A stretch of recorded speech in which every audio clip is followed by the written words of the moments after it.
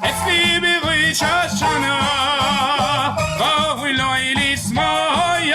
לשמוח כל השנה מי שהיה אצלי בראש השנה ראוי לו לשמוח כל השנה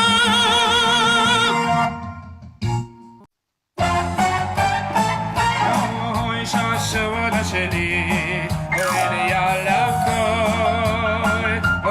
ראש השנה שלי ראוי על הכל מה אומר לכם אין הגדול מזה Tous et à toutes, Bézat Hashem, un Yom Tov, Yom Nifla, quelques heures de Rosh Hashanah.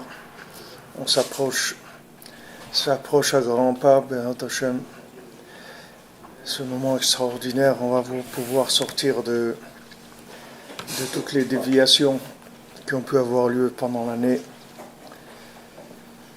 Alors on a vu hier que dans la Olada, c'est-à-dire quand quelqu'un va faire quelque chose, c'est là où il va y avoir une emprise du détournement, c'est-à-dire du mensonge.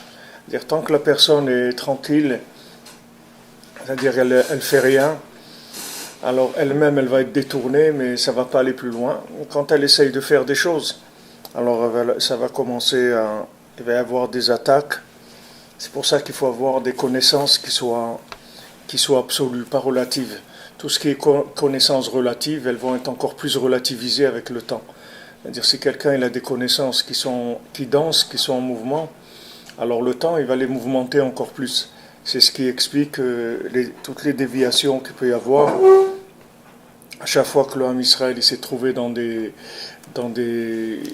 en galoute, dans l'exil, et que petit à petit il s'est fait dévier et qu'il est arrivé soit au traditionnalisme, soit à ce qu'il ne reste plus rien, soit à des formes de judaïsme, genre judaïsme moderne, comme ils appellent moderne orthodoxe, des choses comme ça, qui sont en fait des copies du judaïsme dans lequel il y a eu des déviations.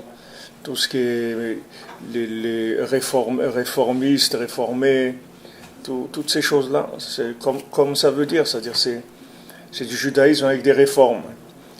Ces réformes, elles sont quoi? Ce sont des réformes par rapport au temps. Alors chacun il est dans le même problème, c'est-à-dire que il a la vérité, et cette vérité elle est attaquée en permanence par des déviations. Même Ouman Rosh Hashanah c'est attaqué par des déviations. Même il y a des gens qui disent qu'il ne faut pas venir à Ouman, même des Breslev qui disent qu'il ne faut pas aller à Ouman, qu'il vaut mieux de rester en Israël. Il y a toutes sortes de déviations possibles. Maintenant la seule façon de s'en sortir, c'est d'avoir des vérités qui soient absolues. Maintenant, la vérité absolue, comme son nom l'indique, elle est absolue, donc elle ne peut pas être comprise. Parce que dès qu'elle est comprise, elle est manipulable. Tout ce que vous comprenez, c'est manipulable. Tout ce que vous ne comprenez pas, c'est immuable. Personne ne peut vous l'enlever. Si vous avez la Emouna, si vous n'avez pas la Emouna, on ne peut rien faire. Mais si vous avez la Emouna, c'est immuable. Personne ne peut vous enlever ce que vous savez de façon immuable, c'est-à-dire ce que vous savez avec la Emouna. Alors, avoir la Emouna, c'est savoir. Seulement, c'est savoir, pas avec le cerveau. Donc, c'est pour ça que Rabbeinu, il a fini ses enseignements avec le Sipurim Asiot pour enseigner des éléments qui ne sont pas compréhensibles avec le cerveau, de manière à ce qu'ils ne soient pas manipulables. C'est-à-dire que le Sipurim Asiot, vous ne pouvez pas le manipuler. Vous croyez que vous pouvez le manipuler parce que c'est une histoire. La princesse disparue, vous pouvez vous imaginer que la princesse disparue c'est quelque chose, vous pouvez imaginer beaucoup de choses. Mais le message qu'il y a dans le conte, vous ne pourrez jamais le manipuler. C'est pour ça que Rabbeinu l'a dit, les Khatrila, a priori il n'aurait pas voulu qu'on explique les contes, parce que ça suffit de les lire sans explication. Mais comme maintenant, le problème, c'est que si on n'explique pas, les gens ne vont pas avoir la émouna de la grandeur de la chose. Alors on explique pour donner un peu de profondeur à la chose, pour que les gens ils sachent comment c'est profond. Alors on explique dans le Sipurim Asiot, il y a des milliers d'explications qui sont faites uniquement pour pouvoir attraper le côté profond de la chose. Alors dans toute la Torah de Rabbeinu, c'est la même chose. La Torah de Rabbeinu, c'est une Torah de Emouna. C'est pas une Torah de cerveau. Mais maintenant, pour que le cœur il s'ouvre et qu'on soit d'accord d'y croire, alors il faut qu'il nous fait comprendre des choses. Mais les choses qu'il nous fait comprendre, ça n'a rien à voir avec ce qu'il veut nous dire. Parce que ce qu'il veut nous dire, ça ne s'adresse pas à notre cerveau. Donc notre cerveau, là-dedans, il va jouer juste le rôle d'un hameçon. Il va nous servir à attraper quelque chose, c'est-à-dire à nous dire « Waouh, ce qu'il dit Rabbi Nachman, c'est extraordinaire, j'ai vu une Torah où il parle de ça, mais c'est des choses très très profondes, extraordinaires et tout. » Maintenant, cette réaction-là, elle est faite juste pour que le médicament il puisse faire son effet. Parce que s'il n'y a pas la Emouna, le médicament ne peut pas faire d'effet. Puisqu'on on a dit que le quart de l'effet du médicament, c'est la Emouna. On a donné même dans l'exemple des médicaments eux-mêmes. Puisque quelqu'un qui prend un placebo et il croit que c'est un médicament, ça va le soigner. Et quelqu'un qui prend un vrai médicament et croit que c'est un placebo, ça ne va pas le soigner. Donc qu'est-ce qui le soigne? C'est le fait qu'il a la Emouna, c'est ça qui fait que la chose elle va le soigner. La Torah de Rabbeinu, c'est pareil, c'est-à-dire que la puissance de la Torah de Rabbeinu, elle est selon la Emouna, comme on a dit plusieurs fois dans les shiur du jeudi soir sur Emouna Trachamim. Mais maintenant, pour que cette Emouna, elle se déclenche, alors il nous donne un petit peu d'explication. Ces explications pour dire, waouh, c'est quand même très spécial, c'est très profond, etc. Mais sachez que tout ce que vous pouvez comprendre dans l'écouté Moran, ça n'a rien à voir avec ce qu'il veut vous dire Béhémet. Et ce qu'il veut vous dire Béhémet, vous n'avez pas besoin de le comprendre. Parce qu'il va s'adresser à votre cœur directement. Il ne va pas s'adresser à votre tête. La chose, elle va parler à votre cœur. Elle ne va pas parler à votre tête. Comme quand vous vous mariez, Bezat Hashem, ceux qui ne sont pas mariés, que Bezat Hashem, ils se marient. Hashem, il envoie leurs zivoug, il envoie la refoua, tout ce que chacun a besoin, rien que par le srout de la Torah de Rabbeinu. Combien de fois on a vu des choses, des Breslevers, il y avait Rav Ephraim qui était un Admour, avant il était un rebelle lui-même, après il est devenu un Breslever, Pachout. Et quand il était à Yerushalayim, une fois quelqu'un il est venu, il avait besoin d'une refoua, un miracle, mamash. Il a dit, moi je sais rien, mais viens, on va ouvrir. Il a ouvert le Likutei Moharan. Et devant le Likutei Moharan, il a fait une bracha à la personne, et la personne, elle a guéri. Parce que c'est des gens, toute la grandeur de ces Breslevers, c'est combien il y avait de profondeur dans la Emouna, combien ils savaient combien Rabbeinu il est grand. C'est-à-dire combien le Likutei Moharan c'est grand, combien Rabbeinu il est grand. Alors si quelqu'un il a cette Emouna, alors la Emouna elle va lui permettre de traverser toutes les élucubrations de son cerveau. Et maintenant, la plus grande élucubration que notre cerveau il fait, la plus grande déviation que notre cerveau il nous fait, c'est de nous désespérer, c'est de nous prouver qu'on est incapable, qu'on est des incapables et qu'on est des ratés. Ça c'est vrai, logiquement c'est vrai. Logiquement, on est des ratés, on est incapable, et comme on dit, Chaval al-Azman, c'est pas la peine de perdre de temps, parce que vraiment, on est des ratés. Le truc, c'est qu'on est des ratés dans la logique, mais on est des tzadikim dans l'absolu, pas dans la logique. C'est-à-dire, ce qu'on est devenu par les flottements du temps, ça nous a rendu ce qu'on est logiquement. Mais ce qu'on est Béhémet, ça n'a rien à voir avec tout ça. Tu prends David Ameller, on lui dit voilà, David Ameller, tu n'as pas le droit à la vie, d'accord? Voilà, écoute, bon, comme on est sympa, Adam Arishon, il va te faire cadeau 70 ans, tu vas vivre. Ah, merci. Ok. Maintenant, toi, quand il est venu le chercher, Shmuel Hanavi, alors Ishaï, il a demandé à Shmuel, il a dit, et Shmuel il est venu, il a dit, je suis venu chercher ton fils pour le oindre comme roi. Alors il lui a présenté tous ses fils. Alors Shmuel Hanavi, il a dit, non, c'est pas celui-là. Alors Ishaï, il a dit, voilà, je sais tout, je t'ai présenté tous mes fils, qu'est-ce que tu veux? Il dit, non, t'as pas un autre? Ah, tu parles celui-là, là, David, là, celui-là, le fou, là, celui-là, là, qui qui écoute du trance, il fume des joints, tout ça, c'est celui-là. Oui, oui, celui-là. Non, mais attends, tu vas pas me faire ça. Regarde, mes fils, ils sont... Non, non, celui-là, c'est celui-là. Celui-là, c'est le roi du Ham Israël. Comment? C'est pas possible, c'est une blague, c'est un truc, c'est pas sérieux. David, tout le monde le connaît, personne ne veut parler avec lui, il est rejeté et tout. Et tous les gens qu'il fréquente, c'est que des ratés. Il a 400 bonhommes avec lui, c'est tous des ratés, tous des gens qui sont toujours en train de pleurer parce qu'ils sont désespérés, ils sont toujours en dépression. Il dit, oui, oui, celui-là, c'est le Melech du Ham Israël. Alors maintenant, vous voyez, le Mashiach du Ham Israël, à quoi il ressemble dans la logique. Comme dans le Sipurim Masiot, et à un moment, ils cherchaient leur roi, et ils savaient plus où il était, où ils savaient plus. Ils ont dit, peut-être ce fou-là, peut-être c'est lui le roi. Ils ont dit, comment? Ils ont dit, ouais, peut-être c'est lui. Ils ont été, ils ont vu, Bémet, c'était lui. Bémet, c'était lui. David Amelech faisait le fou.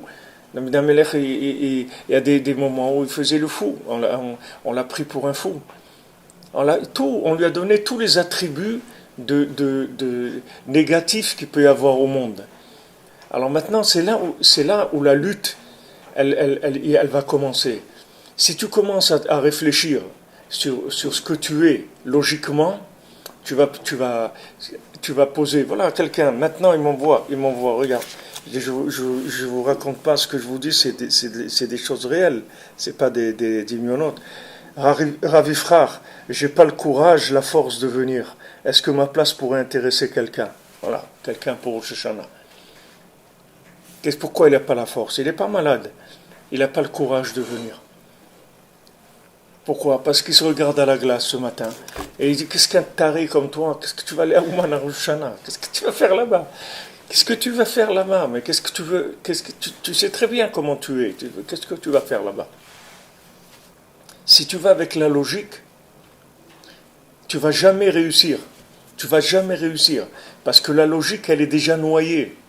La logique, elle est terminée. Tous les gens qui sont logiques, ils sont morts déjà. Tous les gens qui ont été avec la logique, ils sont morts déjà. Ils ont terminé. Le seul espoir que tu as, c'est d'avoir confiance dans Rabbi Nachman qui te dit que tu es quelqu'un de bien. Mais seulement si tu lui fais confiance. Parce que logiquement, tu ne vas pas te rendre compte que tu es quelqu'un de bien. Tu te rendras compte que tu es quelqu'un de bien quand Bezrat Hashem, tu auras des enfants, des petits-enfants, et tu vas parler avec eux, et tu vas voir qu'ils sont bien.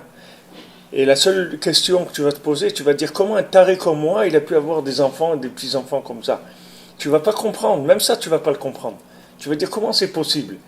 Il faut avoir une vérité absolue. Et cette vérité absolue, elle vient que de la Emouna. Comme elle est absolue, elle ne peut pas rentrer dans la logique. Elle ne peut pas du tout rentrer dans la logique.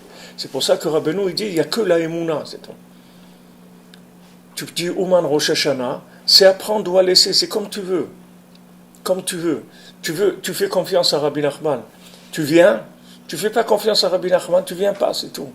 Tu fais ce que tu veux. Les conséquences de ce que tu viens et ce que tu ne viens pas, tu ne les verras pas maintenant. Tu ne verras rien maintenant. Il y a des gens, quand ils viennent, ils retournent, c'est pire qu'avant. Ils sont pires qu'avant. Il y a des gens chaque année qui viennent à Rosh Hashanah, ils sont pires qu'avant dans la logique.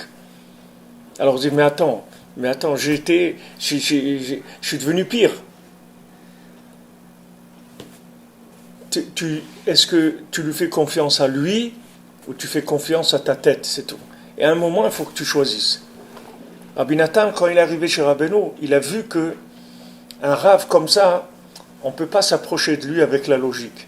Donc il a pris sa tête, il l'a mise dans une poubelle, c'est tout. Et il est rentré chez Rabbeinu. Et il a dit, ce que vous dites maintenant, chaque mot, c'est ça ma nouvelle tête. Mon cerveau, je vais le fabriquer avec ce que vous dites. Tout ce que j'ai compris de la Torah jusqu'à maintenant, je le mets de côté.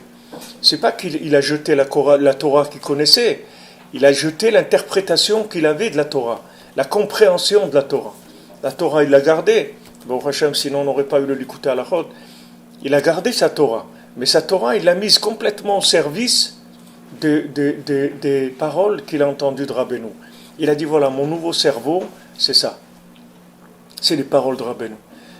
Et selon comment la personne, elle fait ça, c'est-à-dire qu'elle jette sa logique, Elle jette sa logique, c'est comme ça qu'elle va avancer à une vitesse extraordinaire. Parce que du moment où tu vas jeter ta logique, après tu vas, avec la Emouna, tu vas te fabriquer la logique de Rabbeinu Mamash. Comme Rabbeinu l'a dit, je veux que vous soyez des tzadikim comme moi. Comment des gens comme nous, il peut dire à des gens comme nous que je veux que vous soyez des tzadikim comme moi. Moi, si tu me proposes que je devienne comme Baba Saleh ou le Gaon de Vilna ou les Maguid de Mezrich, ça me suffit. Alvaï, tu comprends? Alvaï, non, et tu dis non, je vais faire de toi beaucoup plus que ça. Mais comment c'est possible? Je ne peux pas t'expliquer comment. Parce que ta tête, elle ne peut pas comprendre ces choses-là. Mais en tout cas, si tu m'écoutes, je vais faire de toi un tzaddik comme moi. C'est-à-dire que tu vas devenir, je vais avec mes paroles, c'est-à-dire tu vas me faire confiance, d'accord? Donc je vais te dire des paroles. Ces paroles-là, tu vas les enregistrer comme étant ton nouveau database avec quoi tu réfléchis, d'accord? Ce que je te dis, tu le rentres dans ton cœur, c'est tout. T'occupe pas, rentre tout. Et pour ça, il faut que tu m'aimes. Il faut que tu aimes le tzaddik. Quand tu aimes le tzaddik, tout ce qu'il dit, tu vas le rentrer dans ton cœur. Et après ça va te rendre un tzaddik. Un tzaddik comme Rabbeinu. Parce que tu vas être un Rabbeinu qui a été fabriqué par les paroles du tzaddik. Seulement, ça dépend combien tu lâches ta logique, c'est tout. Combien tu lâches ta logique. Dans cette Torah 51, on voit Rabbi Akiva, il leur dit quand vous allez vous approcher d'un endroit où il y a du marbre, ne dites pas que c'est de l'eau. Ne dites pas que c'est de l'eau parce que c'est pas vrai, c'est du marbre, c'est pas de l'eau. C'est du marbre, c'est pas de l'eau. Maintenant, le gars, il est dans un plongeoir de 10 mètres. Il voit une piscine, Nifla. Le tzaddik, il lui dit, c'est pas de l'eau, mon ami, c'est du marbre. Il dit, non, mais je vois, c'est de l'eau, ça bouge et tout, et ça brille et tout, je vois que c'est de l'eau. Il dit, je te dis que c'est pas de l'eau, c'est du marbre. Il dit, on va essayer, on va plonger, on verra bien. Et il plonge, et voilà, il se fracasse. Et pourtant, il était sûr que c'était de l'eau. Il est sûr que c'est pas de l'eau. Le tzaddik, il te dit ce qu'il faut faire. Il faut que tu lui fasses confiance, parce que lui, de là où il est, il voit les choses complètement différemment. Il voit les choses béhémet, comme elles sont vraiment, pas comme tu les vois, toi. Toi, tu les vois avec des siècles d'exil, des siècles de déviation de la logique, de trucs. Regardez à quoi on arrive. Même des choses... Aujourd'hui, on est obligé de discuter avec des gens qui disent que l'homosexualité, c'est bien, les gens, ils sont libres. Il faut laisser, c'est la liberté. Mais la Torah, elle t'a dit déjà que ça, c'est pas bien. Non, mais vous comprenez, il faut de la liberté. La liberté, voilà, j'ai vu un des gens qui sont dans le parti chasse, c'est-à-dire c'est un rave, ils l'ont renvoyé parce qu'il a été dans un mariage homo. Il a été assisté à un mariage de 2 hommes qui se mariaient. Ils l'ont renvoyé c'est-à-dire que le gars, il va fêter le mariage de 2 hommes. Il y a un truc c'est un homme c'est un homme de Tzibour, c'est-à-dire c'est quelqu'un, il a Knesset et tout, il représente les religieux, il peut pas faire quelque chose comme ça. Alors maintenant, on te dit, voilà, regarde, ça, c'est assourd, ça, c'est pas bien, ça, c'est contre nature, ça détruit le monde. Ça, c'est assez clair, la Torah te dit clair, que ça soit pour un juif, que ça soit pour un goy, ça change rien du tout.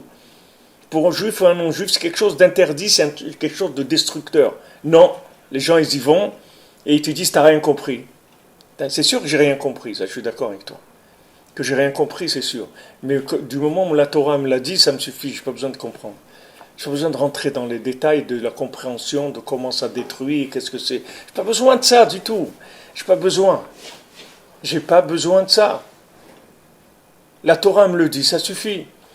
Rabbi Nachman, il dit, tu viens à Rosh Hashanah, tu viens chez moi à Rosh Hashanah, tu es inscrit dans le livre des tzadikim. Le livre des tzadikim, c'est un livre des tzadikim, d'accord?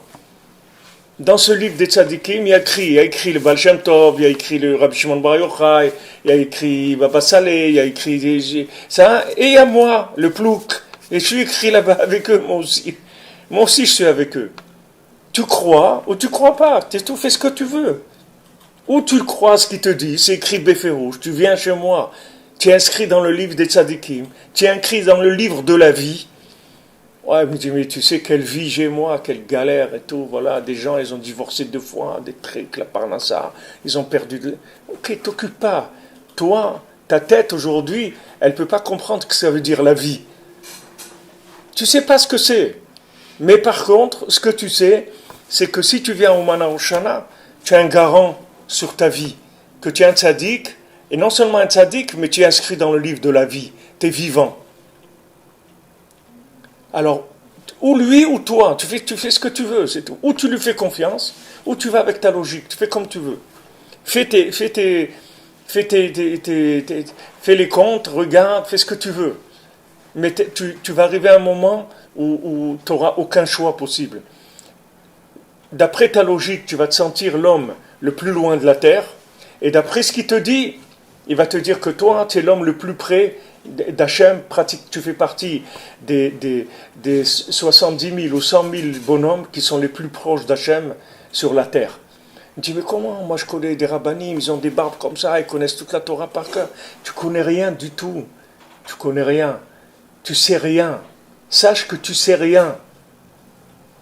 Le Rabbi Chaim Vital, quand il venait chez le Harizal, il lui a dit, moi, je suis venu dans le monde pour toi. C'est pour toi que je suis venu dans le monde. Et quand je t'enseigne, s'il te plaît, ne m'amène pas des gens. Tu viens tout seul. Il dit, mais attends, mais les gens qu'il amenait, c'était le Al-Shir, les trucs, les grands Mekoubalim de Tzfat. Le Harizal, il dit, toi, tu sais rien. Tu sais pas ce que c'est un bonhomme. Toi, tu vois rien. Donc moi, je te dis, n'amène personne. Viens tout seul, c'est tout. Et lui, Rabbi Chaim Vital, à côté de ces Mekoubalim-là, il se sentait nul. Et le Harizal, toujours, il était obligé de le encourager. Comme Vaikra Hashem el Moshe. Rashi, il dit, pourquoi il l'appelait Moshe? Parce que Moshe, il partait tout le temps. Il dit, mais attends, mais moi, je suis nul, regarde, je bégaye, je peux pas, quoi, aller faire sortir le Ham Israël d'Égypte. Mais qui je suis, moi? Moi, je peux pas faire quelque chose comme ça. Je peux pas. Viens. Et toujours, il le tirait. Hachem, il était obligé de faire du coach, de booster en permanence, sans arrêt, sinon il partait. Alors, on est maintenant, Baruch Hashem, nous, il y a d'un côté où on n'a pas grand-chose à perdre, c'est-à-dire que de croire dans Rabbeinu. On attrape ça, de toute façon, dans l'état où on n'a pas grand-chose à perdre. Mais il y a des gens, ils s'investissent quand ils viennent chez Rabbeinu. Ils lâchent quelque chose d'important. C'est leur épreuve, chacun son épreuve. Donc maintenant, tu veux une vérité absolue, tu jettes ton cerveau, c'est tout. Tu jettes ta compréhension de la Torah. Le Zohar, il dit, celui qui a eu des écoulements de zera, des semences, il n'y a pas de réparation possible. C'est irréparable. Rabbeinu, il te dit, tu vois ce Zohar-là, tu comprends rien. Moi, je le comprends, et moi, j'ai un tikkun. Voilà, c'est le tikkun aklali. Donc, quand tu as fait tikkun aklali, ça y est, sache que c'est réparé, on n'en parle plus. Il dit, mais c'est écrit dans le Zohar, noir sur blanc. Voilà, c'est écrit, celui qui a ça, c'est irréparable. Donc, c'est simple, c'est pas maintenant des secrets de Rochetévot, ou des gématriotes, ou des trucs compliqués. C'est écrit noir sur blanc. Celui qui a fait ça, c'est irréparable. Rabbeinu, il dit ça, tu comprends rien. Tu sais pas. Donc, ça veut dire que quand c'est écrit, c'est irréparable, je comprends rien. Non, tu comprends rien. Voilà, fais tikkun aklali, va au mikvé, viens au Mana Oshana, fais idbo des doutes, fais ça, c'est tout. T'occupe de rien, fais ça. Et moi, je te garantis que tu sortiras de ce monde un tzaddik complètement réparé. Toi, tes parents, tes grands-parents, tes arrière-grands-parents, toutes tes générations jusqu'à Adam Arishon. Voilà, à prendre ou à laisser. Faites vos jeux, c'est tout. À vous de jouer. C'est à vous de décider. C'est tout. Ou vous croyez dans le maître, c'est-à-dire vous l'aimez. Pour croire, il faut l'aimer. Si tu arrives à l'aimer, tu te lâches complètement. Tu te lâches, tu dis allez, je m'embarque, c'est tout. Ouais, mais qu'est-ce que tu vas faire de ta vie, d'aller là au Man, j'ai vu, ils ont des darboukas, ils dansent, et trucs et tout. C'est rien, moi je sais rien du tout. Moi, je sais rien. Excusez-moi, Rav, j'ai une question. Mais comme je suis tout à fait d'accord avec tout ce que dit Rabbi Nachman, hein, mais Alors, pourquoi tu as une question? la question c'est, vous dites faire rigoler des buts Tikkun HaKlalim, mais aujourd'hui le problème c'est qu'on est dans une génération où il y a une tempête et on a des blocages. Ce qui fait que la personne, elle aimerait peut-être faire rigoler des doutes comme le Sadiq qui dit, d'écouter, Ouais. comme vous dites. Ouais. Mais le problème c'est qu'aujourd'hui on est bloqué, malgré nous. Et malgré nous, on aimerait faire, on peut pas. Et comme vous dites, la personne, si elle ne met pas la connaissance dans son cœur, c'est rien, mais rien que ça, aujourd'hui, c'est dur. C'est très très dur. Alors, c'est quoi ta question exactement? La Que question, c'est dur aujourd'hui? Où on se met à ce niveau-là? Ta question, que c'est aujourd'hui que c'est dur, c'est ça? D'écouter quelqu'un qui arrive Ok. pas à écouter. Mais tu vois, tu es là maintenant. Pourquoi tu es là? Parce que tu as écouté. Je me suis forcé. Hein? Je me suis forcé, mais au détriment de ma personne, certes, j'ai écouté Ok. malgré moi, mais il y a certaines choses. Donc tu vois que c'est plus fort. On peut pas. Mais tu vois qu'il y a des choses qui sont plus fortes de l'autre côté. Tu vois bien que tu es arrivé à te faire le déplacement. Oui, mais comme vous l'avez dit tout à l'heure, des fois, dès qu'on fait une petite chose, il y a une tempête qui s'abat sur nous. Ok, toi, Les t'occupes attaques, pas de ça. elles sont, Toi, t'occupes pas de ça. Ouais, mais on est mêlé à ça. Quand une attaque, elle est ici, c'est pas du fictif. Ok. Quand on ramasse des coups, les coups ils font mal. Ok, mais c'est pas les coups qui comptent. Parce que des coups, de toute façon, dans ta vie, tu vas en prendre. Que tu sois avec Rabbi Nachman ou sans Rabbi Nachman. Regarde, mets YouTube, mets des coups ou bagarres de rue, et tu vas voir que les gens, ils prennent des coups. Et c'est pas parce qu'ils sont venus à Ouman. La génération, on est comme on est faible aujourd'hui, on n'a pas la force de supporter. C'est ça le problème aujourd'hui, c'est que les gens ils arrivent plus Alors à, voilà, regarde à accepter. regarde le Ouman aujourd'hui, regarde dans quel cadre tu es, regarde, tu viens en avion, tu viens pas avec un Dodan, tu viens en avion, tu viens dans un cadre qui est facile à vivre, et le tzaddik il essaye de rendre le plus sympathique, le plus agréable possible, etc. Parce qu'il traite des malades, il le sait très bien. Non, je suis d'accord avec vous, c'est vrai qu'on se plaint, mais quand on pèse le pour et le contre, il y a toujours pire dans le monde. Il y a des cas qui sont vraiment Voilà. pires. C'est dommage parce qu'il y a des gens qui payent plein pot pour rien. Il y a des gens, ils sont partis, ils sont pas venus à Ouman, ils ont été en Ouganda passer les vacances. Et ils leur ont piqué leurs trucs, ils les ont frappés, et des fois ils les ont même tués et tout. Et pourtant, ils n'auront rien d'avoir été en Ouganda. Ça n'aura aucun tikkun. C'est pas parce qu'il a été dans un hôtel à Brazzaville qu'il va avoir quelque chose dans le monde futur. Ça ne servait à rien. Donc il y a des gens qui payent très cher, mais c'est pour rien. C'est juste pour que le décor, c'est juste pour que le décor il ressemble un peu partout à la même chose. Parce que s'il y avait que les gens qui s'approchent de la vérité, qui prenaient des coups, alors les gens ils se sauveraient. Mais comme tout le monde prend un peu des coups, alors ça va. Et la même chose, si maintenant quand tu devenais à Ouman, à Rosh Hashanah, dès que tu rentres chez toi, tu deviens un tzaddik et tu commences à faire des bénédictions et des miracles, alors ça y est, ça enlèverait le libre arbitre. Mais quand tu reviens, en général, tu n'es pas tellement plus fréquentable qu'avant. Il ne s'est pas rien passé, on n'a rien vu d'extraordinaire. C'est tout ce qu'on a vu, c'est ce que le tzaddik qui nous a dit, c'est tout. Mais nous, on n'a pas vu tellement de changements. Donc ça va, il n'y a pas de problème. Tu comprends? Comment il faut faire alors pour réussir? Il n'y a rien à faire, tu écoutes. On arrive, quelqu'un qui n'arrive pas à écouter. Alors tu le dis à Hachem, je veux écouter Rabbi Nachman, c'est tout. Quand tu peux pas répéter ça 100 fois. Ouais, mais le système on le connaît, dès qu'on va dire ça 100 fois, après on va ramasser encore des coups pour que ce soit... T'occupes pas. Tous les coups que tu vas ramasser, c'est des pierres précieuses, c'est des diamants, c'est des choses extraordinaires. Toi, fais ce qu'on te dit de faire. T'occupes pas. Ne t'occupe pas. C'est pas toi qui paye.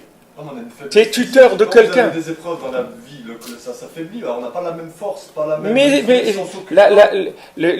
tu sais pas ce qu'on veut, comment on te veut. Il y a des fois, il y a des gens, ils ont tellement de l'orgueil il y a que en les affaiblissant complètement qu'on peut s'occuper d'eux. Mais s'ils réussissent, s'ils deviennent des rabbins ou des trucs, ça devient des monstres, ça devient des gens qui sont incurables. Donc on les maintient la tête sous l'eau tout le temps. On leur sort la tête juste le temps de respirer et après on leur remet la tête sous l'eau parce que sinon ils peuvent pas. Ils ont de l'orgueil à n'en plus pouvoir. Tu sais rien, tu sais pas comment ça marche. Le docteur il peut pas t'expliquer comment ça marche. Donc, ou tu lui fais confiance, ou tu ne fais pas confiance, c'est tout. Il n'y a pas d'autre chose. Tu vois que tu arrives à faire ça, à venir à Ouman Rosh Hashanah, au Hachem, c'est Nifla Meod. Qu'est-ce que tu veux de plus de ça?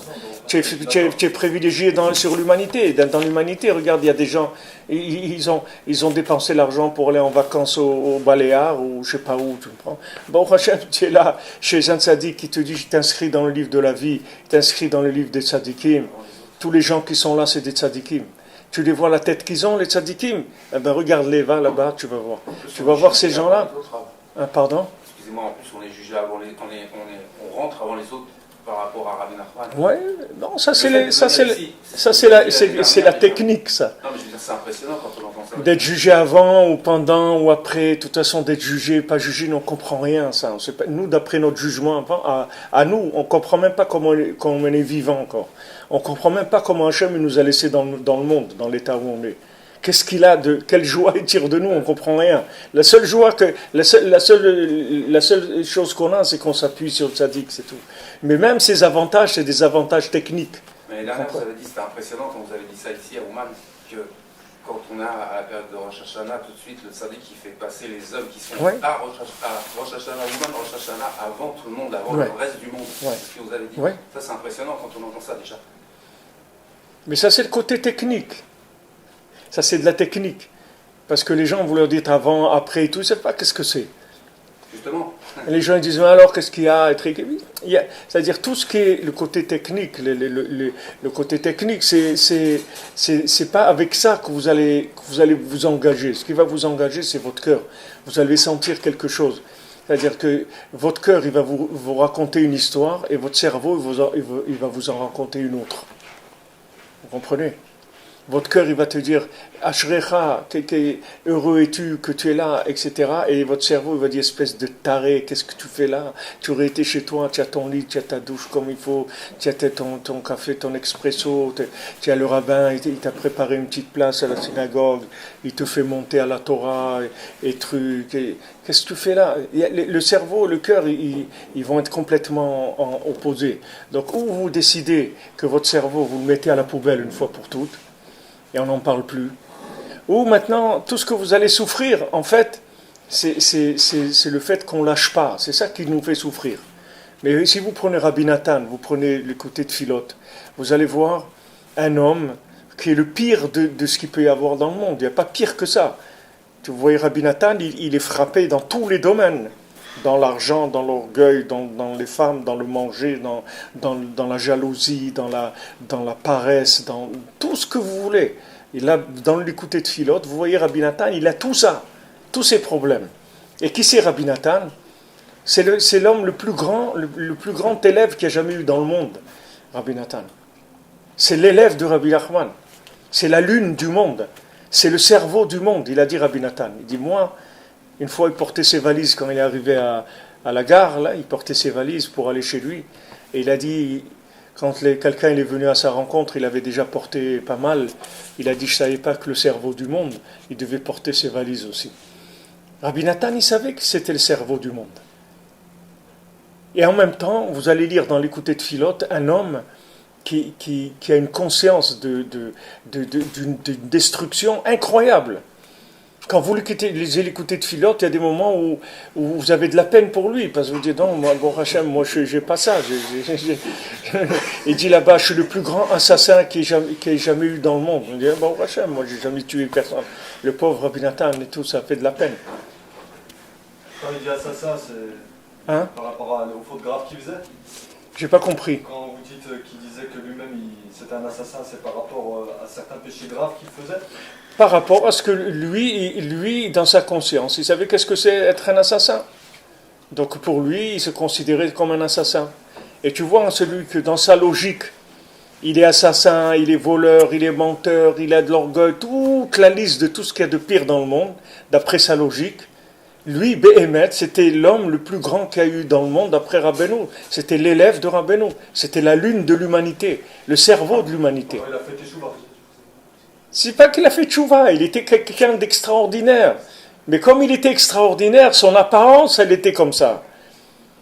Tu prends les 7 mendiants, il est aveugle, sourd, le cou tordu, bossu, tout ça. Mais c'est pas vrai. À la fin, il finit, il te dit, et tu crois que je suis aveugle?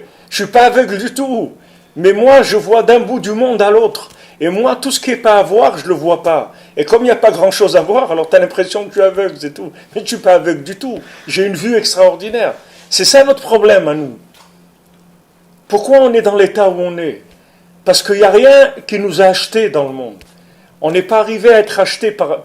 Normalement, si tu avais réussi à aller à l'ENA, par exemple, tu n'aurais pas des problèmes. Tu n'aurais pas des problèmes. Les gens qui ont réussi les examens pour entrer à l'ENA, ce n'est pas des gens à problème psychologique, ni rien du tout. Ils n'ont aucun problème. Mais pourquoi? Parce que eux, en faisant l'école, en faisant l'ENA ou en faisant Polytechnique ou autre, c'est des gens, ils ont compris la logique de ce monde, d'après eux. Et ils disent, voilà, tu fais Polytechnique, tu sors, tu sais que tu vas avoir une place dans le gouvernement, les trucs et tout. Et voilà, ça y est, le gars, il rentre dans la politique, il fait ses trucs, et voilà, il fait sa vie, c'est tout. Il a quand même ses épreuves. Hein? Dans le coup, il a quand même des épreuves dans la vie, comme un autre homme. Il a des épreuves, il a des épreuves, mais des épreuves avec lesquelles il lutte dans sa logique. Mais nous, ce n'est pas des épreuves de logique. Nous, on n'est pas arrivé à s'inscrire à Polytechnique. C'est pas parce qu'on ne peut pas réussir. C'est parce qu'on est trop bien pour entrer dans ce mensonge-là. On est trop bien. C'est-à-dire, le gars, pourquoi il est aveugle? Parce que ce qu'il cherche à voir, c'est trop beau pour le monde. Alors il est aveugle quand il circule. Parce qu'on veut lui montrer quoi? On veut lui montrer le dernier gadget qui est sorti pour le iPhone 8, que ça fait la reconnaissance faciale d'avant, d'arrière, d'en haut, du truc. Tu comprends? Et lui, quand il voit ça, la reconnaissance faciale, alors ça ne lui donne pas beaucoup envie de vivre, la reconnaissance faciale. Tu comprends? C'est pas ça qui lui donne envie de vivre. Il cherche autre chose. Il est en manque de vie. Et comment il est en manque de vie? Il est très très énervé. Parce qu'il est très frustré. Donc il fait des bêtises. Dans une certaine mesure, c'est l'exil qui nous a provoqué. C'est l'exil, oui, c'est l'exil qui a fait tout ça. Je vous ai dit que c'est l'exil qui a fait tout ça. C'est l'exil qui a fait tout ça. L'exil, ça veut dire que la personne, elle est exilée de la vérité. La vérité, elle se trouve quelque part, et lui, il en est exilé. Maintenant, s'il veut sortir de l'exil, il faut de la émouna, c'est tout. Si tu as de la émouna, tu sors plus, tu n'as plus de l'exil. C'est plus un exil. Avec la émouna, on peut avoir des ressentis. On va nous mettre la vérité devant nous sur un plateau avec des choses extraordinaires. Dès qu'on revient dans la pesanteur de ce monde, on a l'impression qu'on n'est plus nous-mêmes des fois. Ouais, c'est vrai. C'est vrai qu'on n'est pas nous-mêmes. Je suis bloqué. Qu'est-ce que je fais? Nous-mêmes, c'est que quand on est chez le tzaddik, c'est tout. C'est ça où on est nous-mêmes. Le tzaddik, il nous connaît. Mais comme maintenant on a passé des vies dans des domaines qui sont étrangers, des domaines qui sont hostiles à la vérité, et on s'est senti mal dans notre peau. On s'est senti très très mal. Et comment on s'est senti très très mal? C'est comme le fils du roi, le fils de la servante. Alors est-ce que je suis un fils de roi, un fils de servante?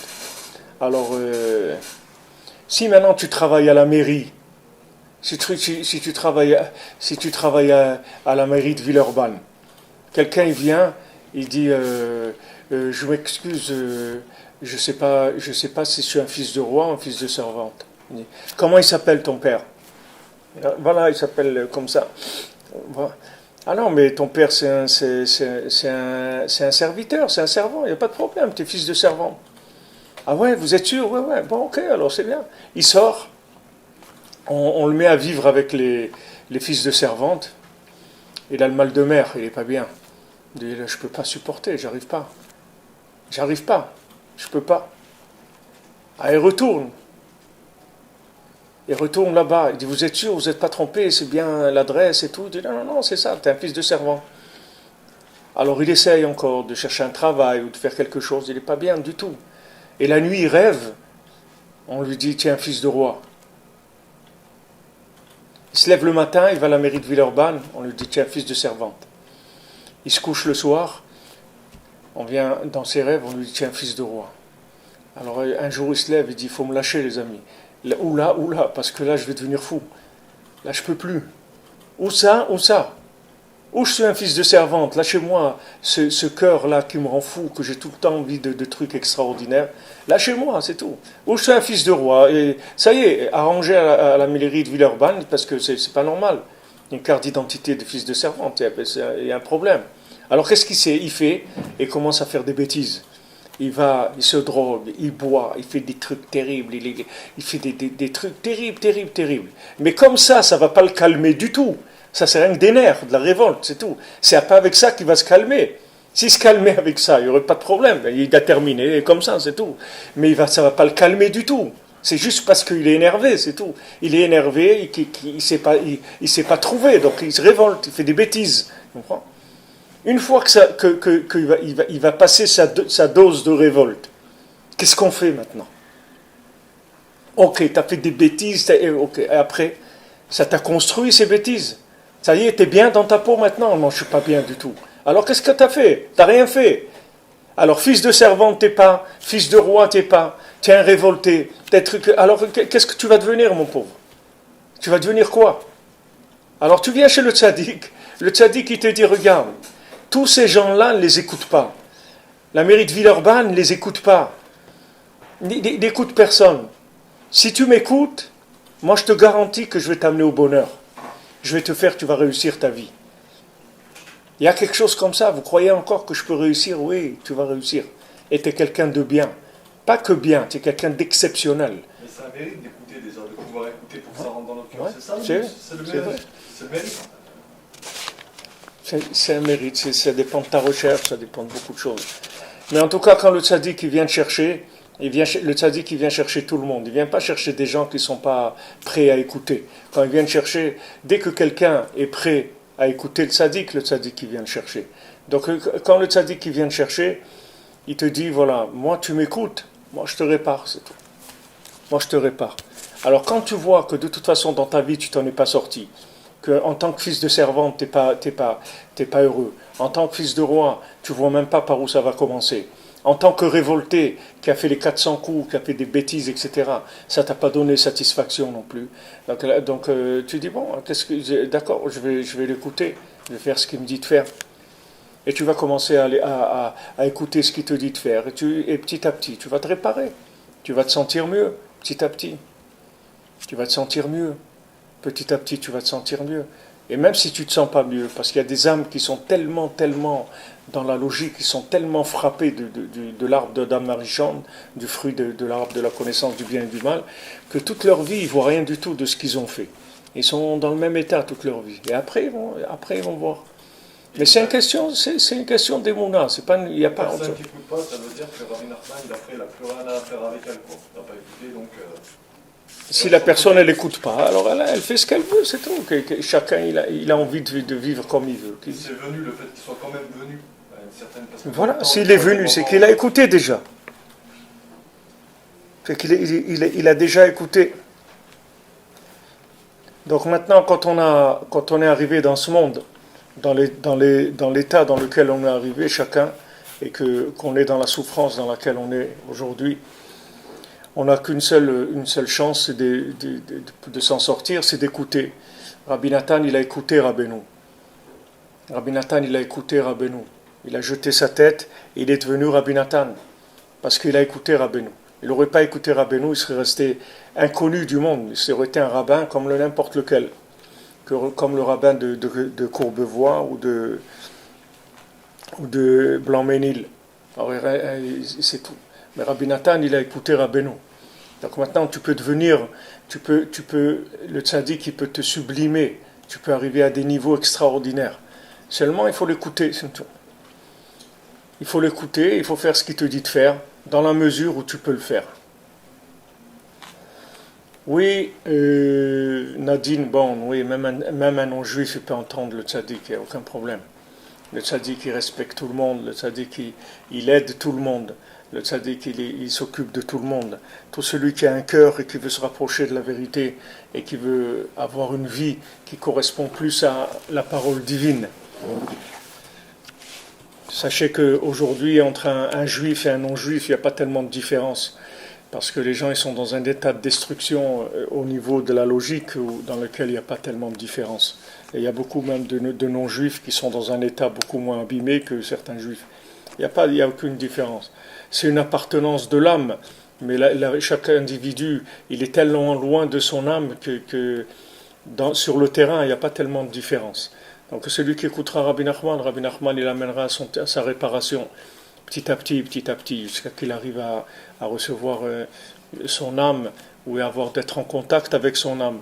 Tout ce qu'il y a de meilleur au monde.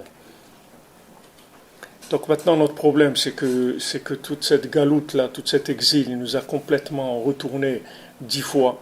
Quand les gens y voient, une fois qu'ils sont avec Rabbeinu, quelques années, comment ils ont pu être dans certains endroits, comment ils ont pu aimer certaines choses. Ils se disaient, mais comment j'ai pu aimer ça? Comme quelqu'un qui fumait.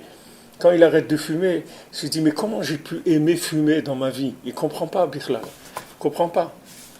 Parce que c'est pas logique, il s'est fait attraper par des choses, c'est tout. C'est pas, et après, il regrette d'avoir fait ça, parce que c'est pas, il voit que c'est pas sa nature, il est pas, lui c'est un fils de roi. Mais à un moment, il doit ça. Oui, Madame Azria, si le mari il va, c'est pas ça répare aussi la femme. Ça répare la femme et ça répare le mari. Le mari et la femme, c'est un seul individu. Ça s'appelle Adam. Un mari et sa femme, c'est Adam. C'est une seule personne. Seulement, elle est en deux parties. Elle habite dans deux corps, c'est tout. Mais c'est la même âme. C'est pas deux individus. C'est une seule personne. Voilà, il y a des gens qui témoignent, qui sauvent des vies, Rabbeinu, tout ce que Rabbeinu il fait aux gens. Toutes les femmes qui aident et qui aident leurs maris à venir à Ouman, qui les encouragent à venir à Ouman, qui les obligent même. Qui les obligent. Il y a quelques années, quelqu'un m'avait envoyé un petit dessin comme ça, un petit dessin animé. Alors vous voyez une femme avec un rouleau à pâtisserie comme ça, et elle va vers son mari, elle dit, j'ai entendu que tu ne voulais pas aller à Ouman, à Rosh Hashanah. C'est-à-dire, voilà, une femme virtueuse, c'est une femme, elle envoie son mari à Ouman, à Rosh Hashanah, parce que quand il vient, elle aussi elle vient, c'est pas qu'elle vient pas, elle aussi elle vient. C'est la même chose, le mari et la femme. C'est une affaire qui est ensemble. On ne peut pas dire lui il fait ce qu'il veut, moi je fais ce que je veux. On est une seule personne. On n'est pas deux personnes. On est une seule personne et on est liés. Oui, ceux qui restent auprès des bagages, ils sont bénis comme ceux qui ont été, c'est la même chose. Une femme qui a préparé la valise de son mari, qui lui a préparé les petits sandwichs, des trucs pour la route et tout. Elle a sa bracha du tzaddik. Le tzaddik, il a dit chaque chose qu'on fait pour venir à Rosh Hashanah, ça crée des anges. Chaque chose. Ils lui ont demandé la valise, et il lui dit tout ce qu'on fait pour Rosh Hashanah. Tout ce qu'on fait, ça crée des anges. Donc, bon, tout le monde on est tous ensemble. On fait l'Ilou Nishmat Tal Ben Yehudit, ce qui est Niftari hier matin. Donc voilà où on en est. D'un côté, on est dans un état qui est désastreux, et d'un autre côté, on a le plus grand médecin qu'il y ait jamais eu dans l'humanité, et que tout son travail, c'est qu'on ne se sauve pas de l'hôpital, c'est tout.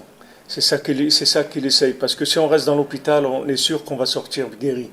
Seulement le problème, c'est que de l'autre côté, ils nous attaquent avec la logique, et ils nous disent que on vaut rien.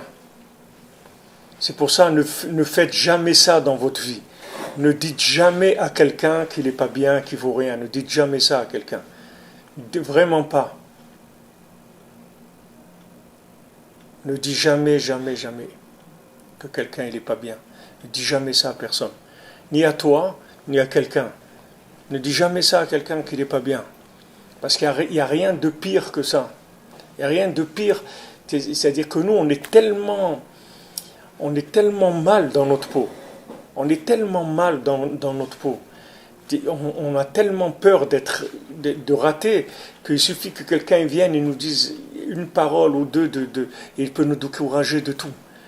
Parce qu'on est très très fragile. C'est comme quelqu'un qui est rentré c'est quelqu'un qui arrive dans un hôpital après qu'il ait vu des centaines de médecins qui lui ont dit, toi, t'es irrécupérable, t'es incurable. Ce que tu as, c'est incurable. Et il a vu des centaines de médecins comme ça. Et tous, ils lui ont dit, t'es incurable. Ne croyez pas qu'on est là par hasard. Le hasard, il n'existe pas. On n'est pas là par hasard. On est dans cette génération, mais on a vécu beaucoup de vies dans lesquelles on nous a découragés. on nous a jeté des yeshivot, des synagogues, des quartiers juifs, des milieux de gens qui étaient proches d'Hachem. On nous a jetés, on nous a dit qu'on était incapables de réussir. Une fois, il y a quelqu'un, il est venu ici au Tsioun, sur le Kever de Rabbeinu, et quand il s'est couché, alors il est parti comme ça, et il a vu toutes ses vies antérieures. Et il s'est vu dans chaque génération comment il allait chez des rabbanim, et il lui disait, on ne peut rien faire pour toi, mon ami, tu ne vaux rien du tout. Tu ne peux rien faire, tu es un type nul, tu ne vaux rien du tout. Chaque génération comme ça, chaque génération. Il a dit même des Tanaïm, des Amoraïm de l'époque de l'Agmara, ils l'ont jeté, ils lui ont dit on ne peut rien faire, tu es dans un état catastrophique. On ne peut rien faire. Jusqu'à qu'il est arrivé ici chez Rabbeinu. C'est pas facile parce que tu as un bagage d'échecs. Tu as un bagage d'échecs énorme en toi. Maintenant, c'est sur ça que Rabbi Nachman il lutte le plus. Pourquoi il dit le désespoir, ça n'existe pas, etc. Pourquoi il lutte sur ça? Parce que c'est la seule chose qui peut nous enlever la réparation. C'est te désespérer. Pourquoi tu te désespères? Ouais, mais je vois. Mais on sait, Rabbeinu il te dit, moi j'amène les gens chez moi, les pires qu'il y a dans le monde. Donc ça y est, on le sait que t'es pas bien. Celui qui est ici, il ne faut pas qu'il fasse le dandy. On sait très bien qui est-ce qui vient ici. Tous les gens qui viennent ici, c'est des gens détruits. On le sait très bien, même s'ils ont des grands chapeaux, des grandes barbes et des trucs.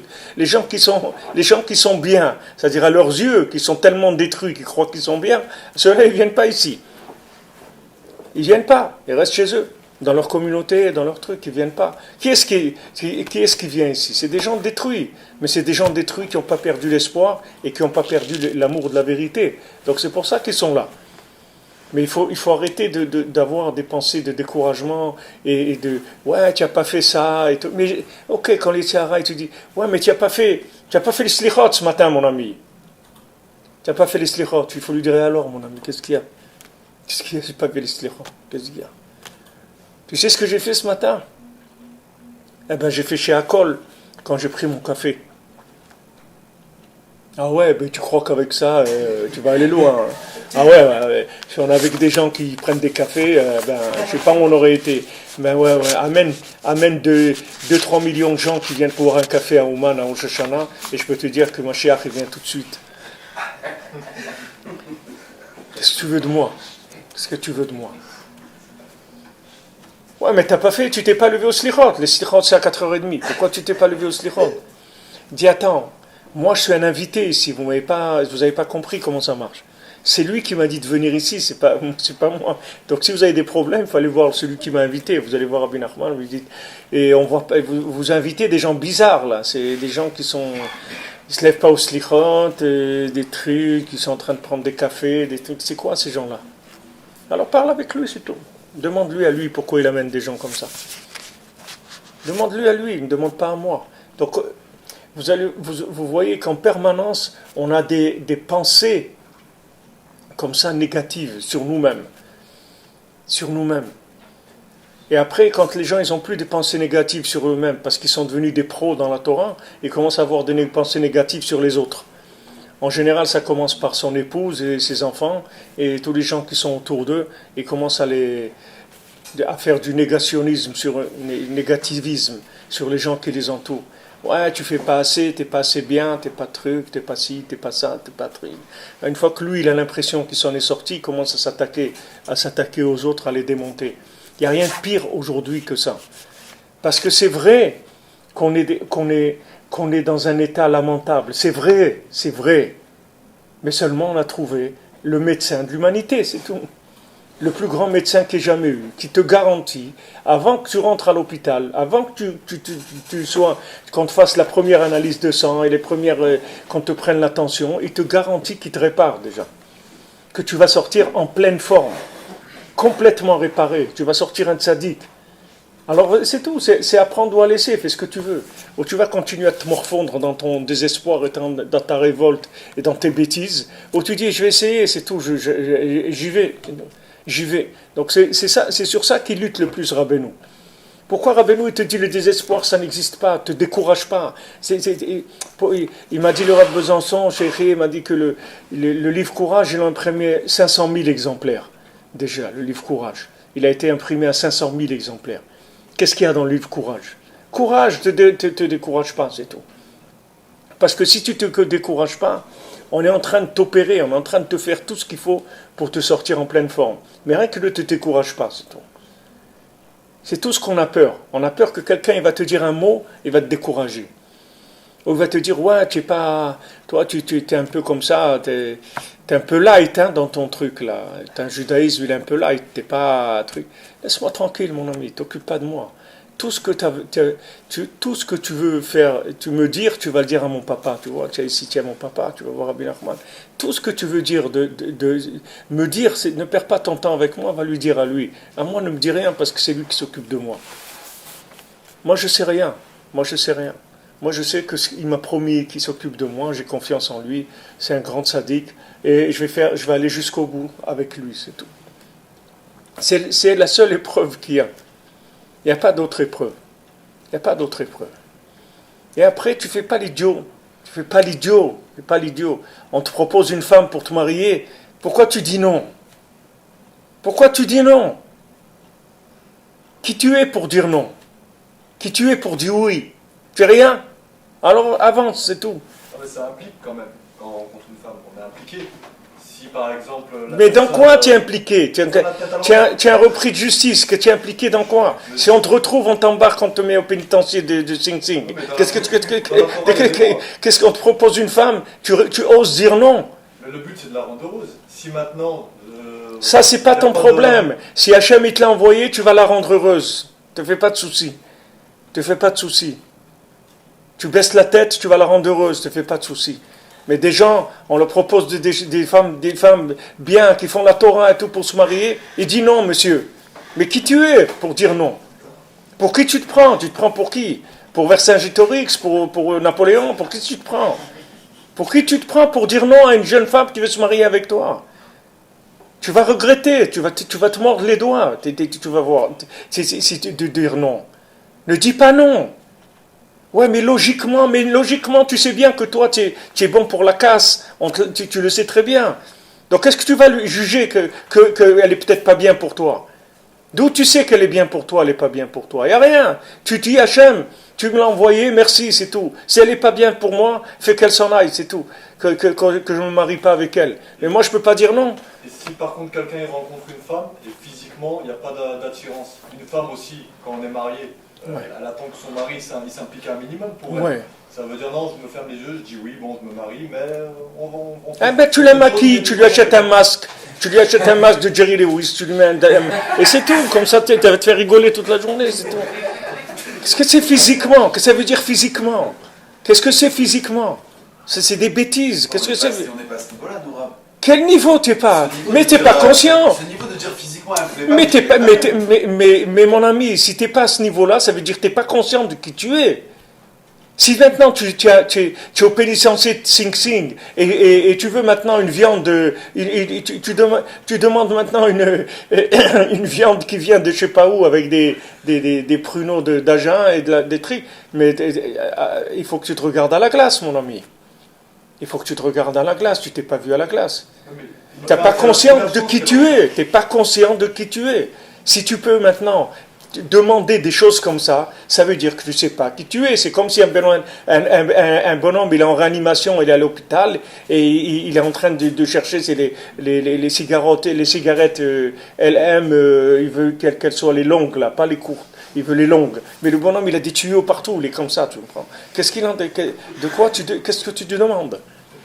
Tu demandes quoi? C'est que tu n'es pas conscient de qui tu es, c'est tout. Il te reste de la logique dans ta tête. Mais jette-la, cette logique-là. Jette-la. Si tu laisses Hachem choisir ta femme, tu seras heureux, mon ami. Et comme tu es à l'envers, en général, ta femme, elle sera à l'envers par rapport à ta tête. Quand tu vas la voir la première fois. Et petit à petit, ça va se remettre à l'endroit jusqu'à que tu te rendes compte, après quelques dizaines d'années de mariage, que tu t'es marié avec la femme la plus extraordinaire du monde. Tu comprends? Mais tu veux pas, si tu as la tête à l'envers, tu ne peux pas reconnaître ta moitié. Pour reconnaître la moitié, il faut savoir la première partie. Qu'est-ce que c'est? Si toi tu crois que tu as une pièce de Mercedes alors que tu as une pièce de 2 chevaux, tu ne peux pas reconnaître l'autre morceau de la pièce, tu comprends?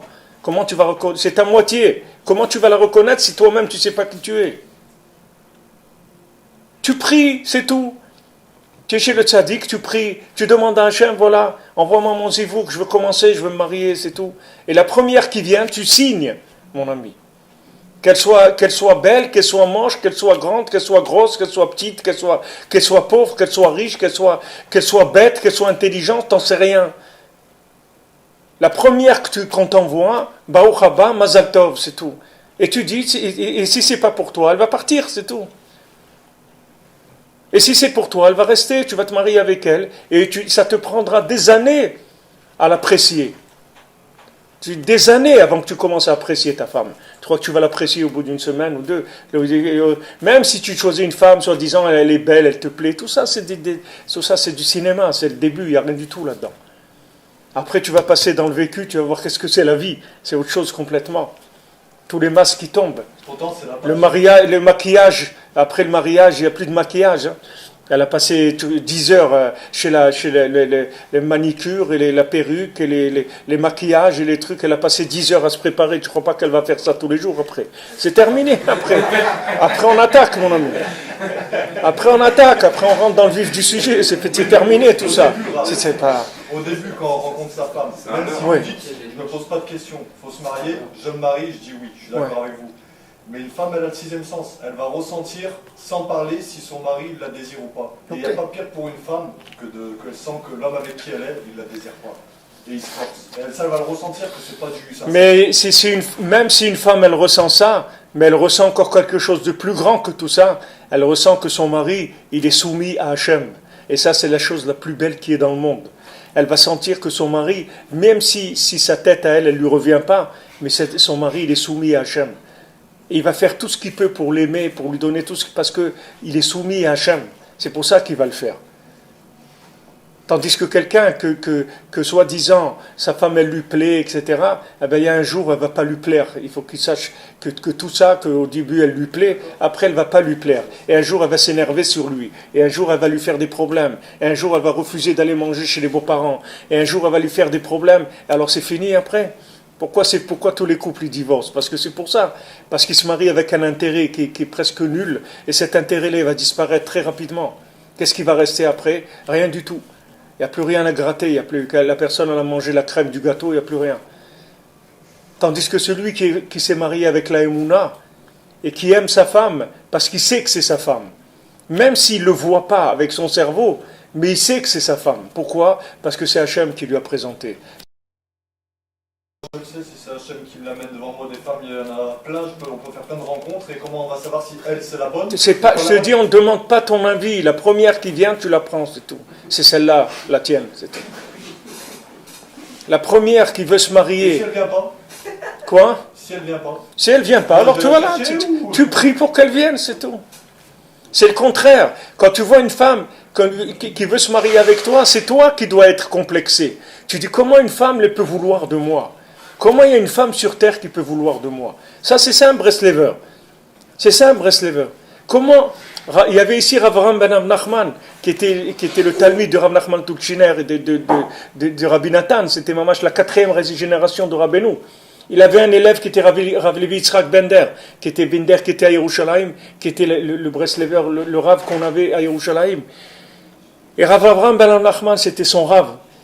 Et il a marié sa fille avec un bonhomme comme ça, un moyen, etc. Alors ils lui ont demandé une fois Rav Ben Nachman, ils lui ont dit, mais tu avais un élève comme Rav Levi Yitzhak, comme ça, un érudit en Torah, un homme tellement grand et tout, pourquoi tu lui as pas proposé ta fille?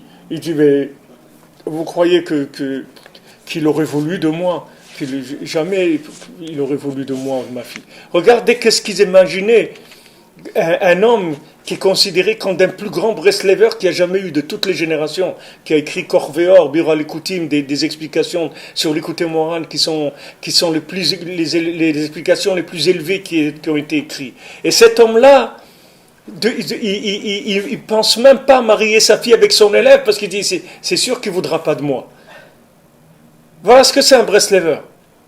Un Breslever, c'est quelqu'un qui est étonné qu'il y ait une femme dans le monde qui veuille de lui. C'est ça qui l'étonne. C'est pas lui qui va la ramener, comme on dit.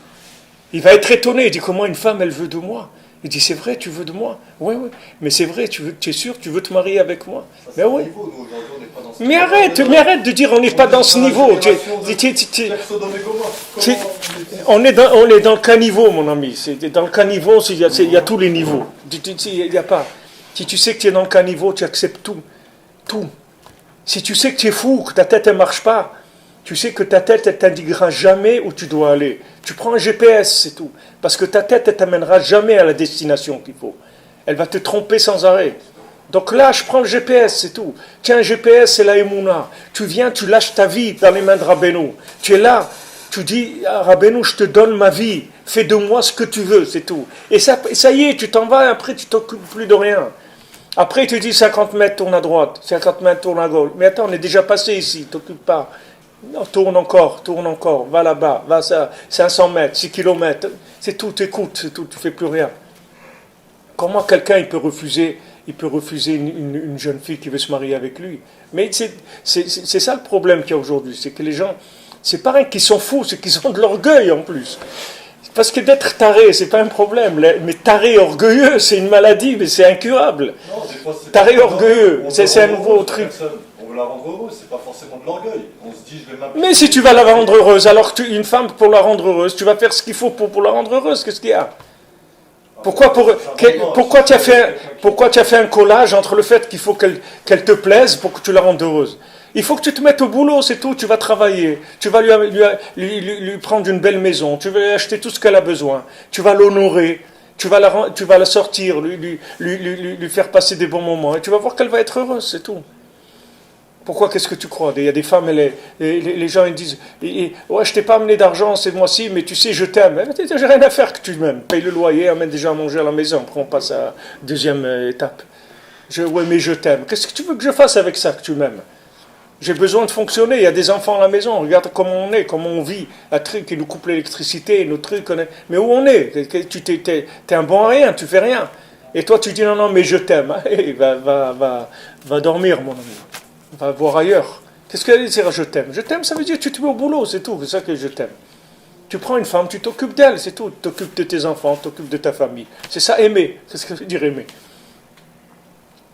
Tu crois que ce petit truc que tu ressens quand tu vois quelqu'un, c'est ça que ça s'appelle aimer? Ça, c'est... Non, c'est pas dit ça. Alors, je comprends tout à fait ce que vous dites. Mais... aimer, c'est Vaïou les Bassar Echad. La Torah te dit aimer, ça veut dire qu'ils sont une seule chair, c'est tout. Aimer, ça veut dire que tu sais que c'est ta moitié, c'est ça, aimer. Tu l'acceptes en tant que ta moitié, même si elle ne ressemble pas à ce que tu crois que toi tu es, comme toi tu as la tête à l'envers. Donc surtout, ne va pas choisir toi, ta femme sur un catalogue, parce que tu vas prendre vraiment la personne la plus éloignée de toi qu'il y a dans le monde. Et après tu vas souffrir, mon ami. Parce que quand tu prends une femme qui n'est pas ta femme, tu vas souffrir. Tu vas beaucoup souffrir. Donc il vaut mieux que tu laisses qu'Hachem choisisse ta femme, parce que tu seras heureux. Vraiment, tu vas la rendre heureuse, elle va te rendre heureux. Vous serez ensemble, vous serez dans la même direction dans votre vie, vous serez echad, vous n'aurez aucun problème. Et tous les gens qui divorcent aujourd'hui, c'est rien qu'à cause de ça, c'est tout. Parce qu'ils ont fait des choix, et des choix sur des apparences qui sont nulles.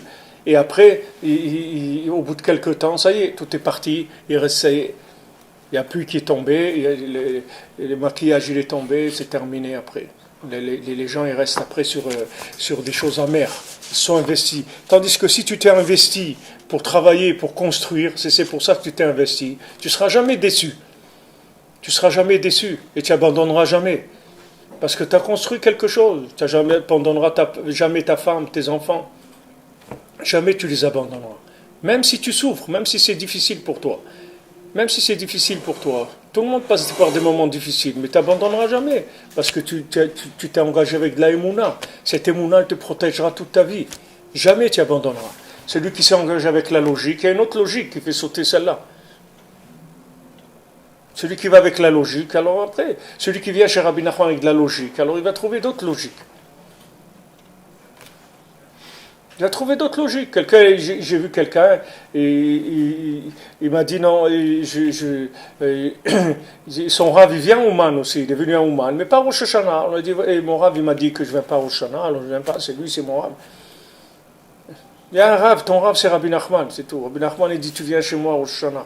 Si tu vas écouter quelqu'un d'autre, tu écoutes à moitié, écoutes un quart, c'est ça la source de tous tes malheurs, c'est tout. Si tu écoutais ce qu'on te dit, tu verrais que tu serais un homme qui a réussi sa vie, c'est tout. C'est une personne on va s'occuper de toi. Quand une personne elle a été détruite intérieurement, comme beaucoup de personnes, je pense même qui écoutent par internet, chacun on a nos épreuves. C'est très très dur de reconstruire et de...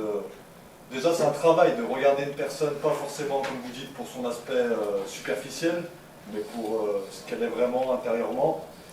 Mais quand une personne elle a eu des divorces, détruits, tout ça, c'est très très dur. On est dans une époque... J'ai pas dit que c'est pas dur. Je ne veux pas être fataliste, hein, mais... Je dis pas que c'est pas dur, mais ça marche. Nous, ce qu'on donne, c'est ce qui marche. Comme je t'ai dit, tout est dur. Tout est dur. Mais si maintenant tu te mets au travail, tu te maries pour construire, pour travailler, tu verras que la femme qu'on t'aura présentée, elle est extraordinaire. Il n'y a aucun problème. Il n'y a aucun souci sur ça. Seulement, il faut se mettre au travail, c'est tout. Bezrat Hashem, Be'atzlacha, que des bonnes nouvelles. Que des bonnes nouvelles, les amis. Que des bonnes choses. Mais pour la nourriture, pour acheter la nourriture, on n'a pas d'argent. Bon, il s'agit de donner 7 repas aux gens, c'est-à-dire 2 repas pour chaque jour de Rosh Hashanah et les 3 repas de Shabbat. Maintenant, ces 7 repas vont coûter 70 € par personne. Alors, on a 800 places assises qui vont bien sûr tourner selon nos moyens. Donc, ce qu'on voudrait au minimum, c'est pouvoir donner à manger à 800 personnes pour 70 €, c'est-à-dire 800 fois 70 €. Maintenant, le mérite de cette mitzvah, je peux même pas vous décrire, c'est un mérite qui est extraordinaire, puisque tous les gens qui vont prier, qui vont faire tout ce qu'il y a à faire à Rosh Hashanah, avec leur tikkun klali, avec le chauffard de Rosh Hashanah Ouman chez le tzaddik, ils vont, grâce à vous, à ceux qui ont aidé, pouvoir se nourrir correctement, avoir les forces qu'il faut pour prier, avoir leur tête aussi tranquille, puisque quand on a un endroit, on sait où manger, bon, on est tranquille. Il y a beaucoup d'enfants aussi, beaucoup de gens qui ont des familles nombreuses, qui amènent des enfants et qui n'ont pas les moyens. Donc nous, on a pris ça sur nous, à notre niveau. Et maintenant, on est arrivé en fin de budget, c'est-à-dire on a Baruch Hashem, tout est en place, toute la structure, les instruments, tout, mais on a besoin pour la nourriture. Donc maintenant, Bezrat Hashem, ceux qui donneront, qui vont participer, ceux qui en prendront pour une personne, c'est 70 €, 10 personnes, 700 €, 100 personnes, 7000, chacun selon ses moyens et ce qu'il ressent dans son cœur. Nous, de notre côté, on s'engage à prier pour eux, pour tous ceux qui auront besoin.